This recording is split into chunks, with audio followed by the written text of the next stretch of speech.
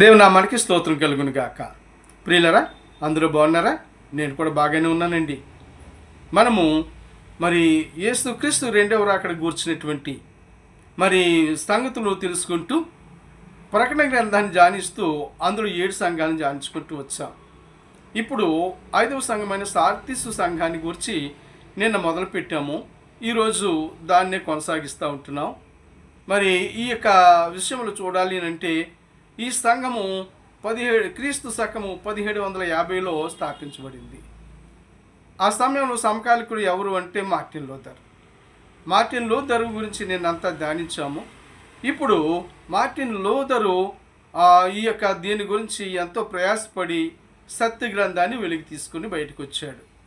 అయితే వారు సొంతంగా వ్రాసినటువంటి గ్రంథము ఏమై ఉంది అని మనం చూసినట్లయితే అందులో మరి ఆ సత్యాన్ని అసత్యంగా మార్చేటటువంటి ఆ గ్రంథంలో ఏమని ఉందంటే, మానవుడికి మరొక జన్మ ఉందని, మానవుడి లోకంలో చేసినటువంటి పాపాలకు పరిష్కారము ఈ లోకంలోనే దాన ధర్మాలు చేస్తే ఆ పాపాలన్నీ ఇక్కడే పరిహరించబడతాయని, మరింతే కాకుండా పాప పరిహార పత్రములను కొన్నట్లయితే ఇక ఇంతవరకు చేసినటువంటి ఆ కొనక ముందు చేసిన పాపాలన్నీ కూడా కొన్న తర్వాత సమసిపోతాయని, దేవుడు పరిష్కరిస్తాడని, ఏమైనా పర్వాలేదు చేసిన తర్వాత ఆ పత్రముడు కొనుక్కుంటే మన పాపాలు పరిహరించబడిపోతాయని ఈ యొక్క రోమన్ గ్రంథంలో వ్రాయబడి ఉన్నట్లుగా ఇతను కనుగొని అది అసత్య బోధని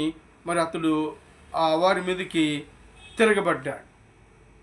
సత్యము గురించినటువంటి వాక్యాన్ని బయటికి తీసుకురావాలని, వారు దాచిపెట్టినటువంటి బైబిల్ గ్రంథాన్ని బయటికి తీసుకురావాలని అహోరాత్రుల్లో పోరాడుతూ దాని కొరకు శ్రమించాడు. నిందలో అవమానాలు పొందాడు. ప్రియులారా, అయితే ఇంకా ఉన్నటువంటి విషయాలు ఈ సంఘాన్ని గురించి ఏం చెప్తున్నాడు?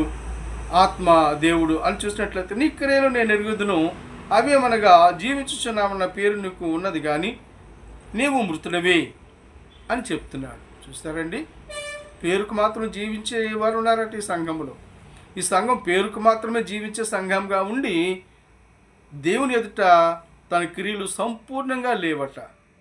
కనుక ప్రియులారా, ఈరోజు మన జీవితంలో మనం కూడా దేవుని ఎడల సంపూర్ణమైన క్రియలు మన జీవితంలో లేకపోతే దేవుని రాకడలో ఎత్తబడలేం సుమండి. అంతేకాదు, దేవుడు కూడా మన మీద ఇదే తప్పు మోపుతాడు అనే విషయాన్ని తెలియచేస్తూ ఉంటున్నాడు. కనుక ఇంకా మరొక ఎపిసోడ్ ఉంది. కనుక ఈ వాక్యము దేవుడు దీవించునుగాక.